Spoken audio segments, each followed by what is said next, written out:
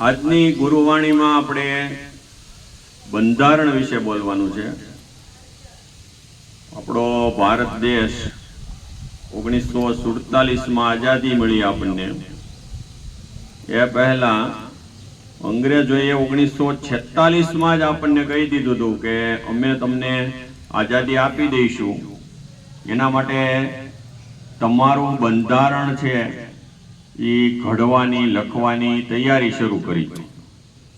એટલા માટે 9 ડિસેમ્બર 1946 ના દિવસે આપણે બંધારણ ઘડવાની શરૂઆત થઈ।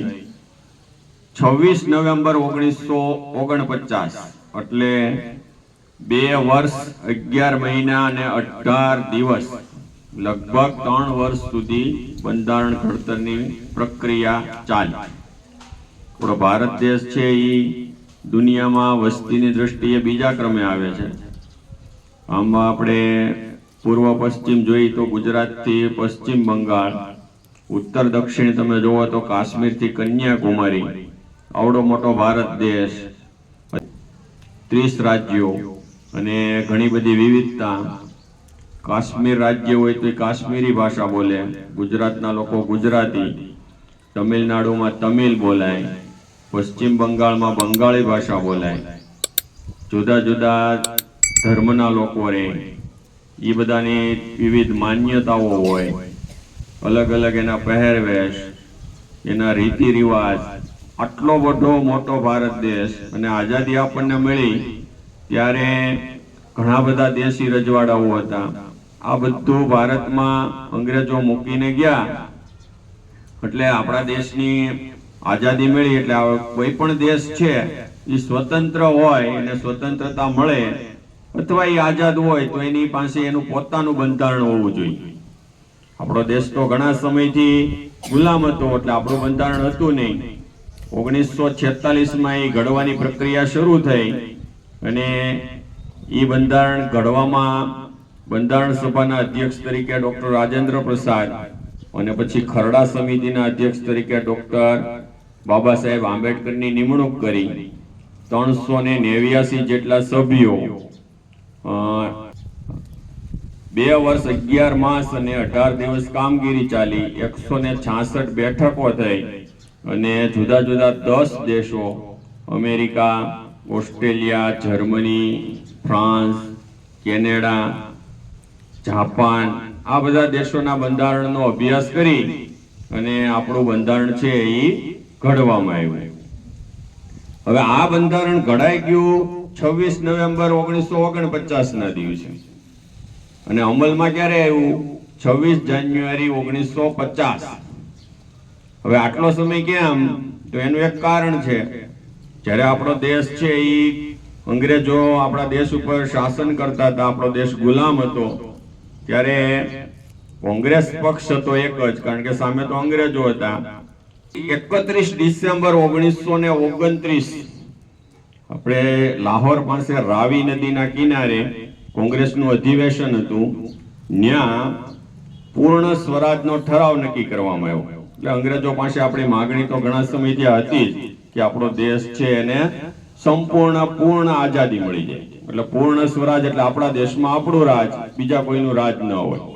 એટલે પૂર્ણ સ્વરાજનો ઠરાવ પસાર કર્યો 31 ડિસેમ્બર 1929 અને પછી ત્યારે જવાહરલાલ નહેરુ અધ્યક્ષ હતા, એણે જાહેરાત કરી અને આખા દેશના લોકોને કીધું કે આપણે 26 જાન્યુઆરીના દિવસે, ત્યાં સુધીમાં અંગ્રેજોને અલ્ટિમેટમ આપ્યું કે 26 જાન્યુઆરી સુધીમાં અમને આઝાદી આપી દો, ન આપે તો 26 જાન્યુઆરીના દિવસે આપણે પૂર્ણ સ્વરાજ દિવસ ઉજવવાનો। એ જ દિવસે પ્રથમવાર આપણો રાષ્ટ્રધ્વજ છે એ પ્રસારિત કરવામાં આવ્યો અને 26 જાન્યુઆરી 1930 ના દિવસે પહેલી વાર પૂર્ણ સ્વરાજ દિવસ ઉજવણી કરવામાં આવી। ત્યારથી લઈ અને 1950 સુધી દર વર્ષે 26 જાન્યુઆરીના દિવસે પૂર્ણ સ્વરાજ દિવસ ઉજવવામાં આવતો।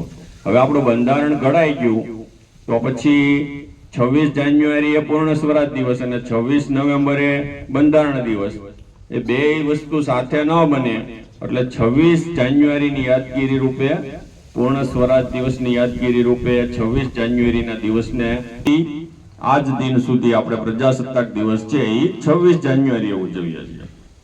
હવે આપણો દેશ છે એ બહુ મોટો, આપણું બંધારણ ઘડવામાં આવ્યું, એમાં ઘણી બધી વિશેષતાઓ છે. એની શરૂઆત આમુખથી થાય. આમુખ એટલે આમ તો પ્રસ્તાવના. કોઈ પણ વસ્તુ છે, દાખલા તરીકે બંધારણ છે એ ઘડવાનું છે તો એ કયા ઉદ્દેશથી ઘડવાનું છે, એમાં કઈ કઈ બાબતોનો સમાવેશ કરવાનો છે.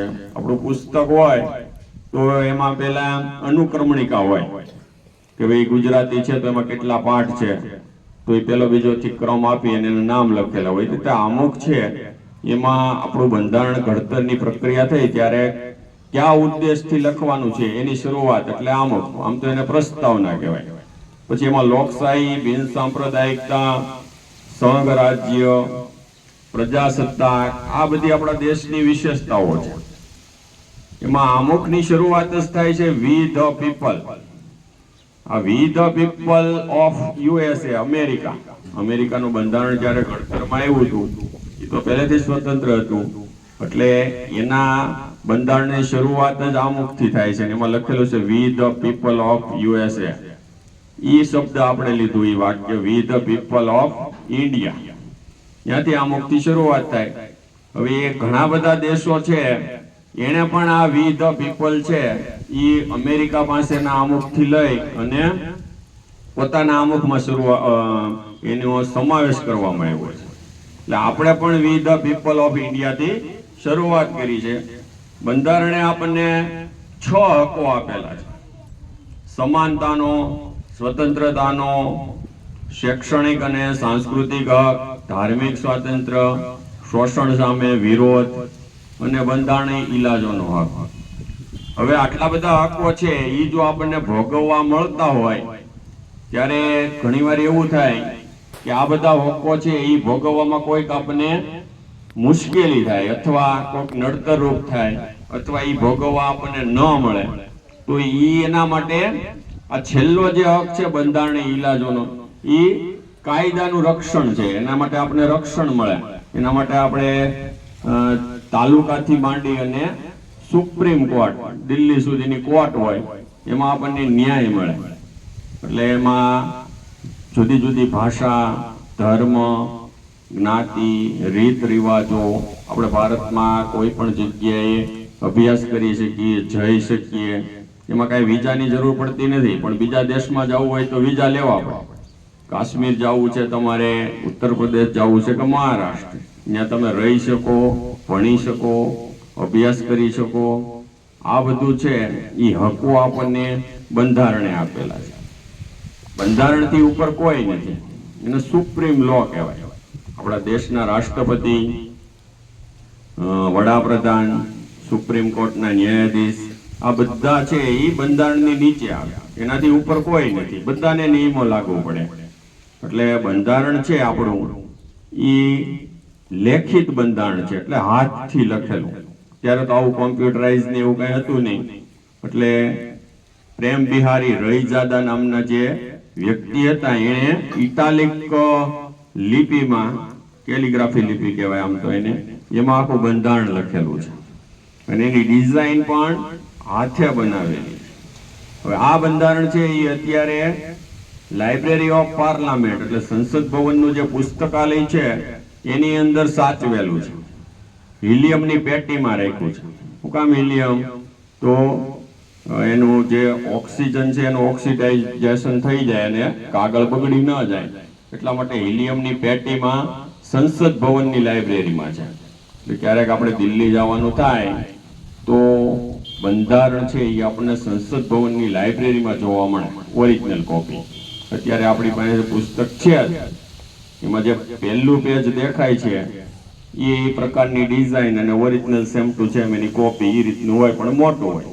એમાં આપણા દેશના બધા નિયમો, એ નિયમો પ્રમાણે જ આપણો આખો દેશ હાલે અને એ પ્રમાણે આપણે વર્તન કરવાનું હોય. આટલા બધા હકો છે તો સામે આપણે ફરજો પણ બજાવવાની હોય.